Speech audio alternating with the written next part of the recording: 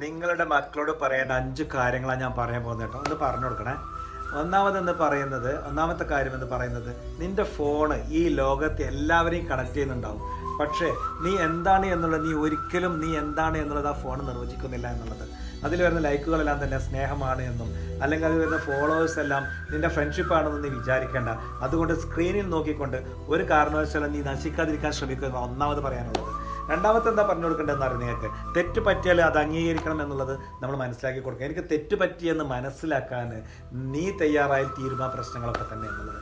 മൂന്നാമത്തെ എന്തെന്നറിയാം, മിസ്റ്റേക്കുകൾ പറ്റിയാലൊക്കെ തന്നെ പറ്റിക്കോട്ടെ, അതിന് നീ ഒരിക്കലും പേടിക്കരുതെന്ന് പറഞ്ഞു കൊടുക്കണ്ടോ.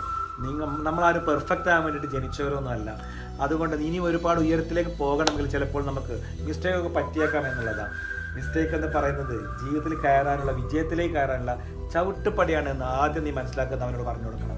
നാലാമത്തെ കാര്യം എന്താണെന്നറിയോ, നീയായിരിക്കാൻ ശ്രമിക്കുക. അതിനുവേണ്ടി മാത്രം ശ്രമിച്ചാൽ മതി. നീ മറ്റുള്ളവരെ അനുകരിക്കാൻ നീ ഒരിക്കലും നിൽക്കണ്ട. മറ്റുള്ളവർക്ക് ഇഷ്ടമുണ്ടാവുകയോ ഇഷ്ടമില്ലാതിരിക്കുകയൊക്കെ ചെയ്തോട്ടെ, നിന്നെ മനസ്സിലാക്കുന്നവർ നിന്നെ എപ്പോഴും മനസ്സിലാക്കിക്കൊണ്ടിരിക്കണം എന്നുള്ളതാണ്. അതുകൊണ്ട് നീയായി തന്നെ ഇരിക്കുക എന്നുള്ളതാണ്. അഞ്ചാമത്തെ കാര്യം പറഞ്ഞു കൊടുക്കണം. നിങ്ങളൊക്കെ ഒരിക്കലും നീ ഒറ്റക്കായിരിക്കില്ല കേട്ടോ. നിനക്ക് വേണ്ടി നമ്മുടെ ഈ വീട് എന്നും ഉണ്ടാവും.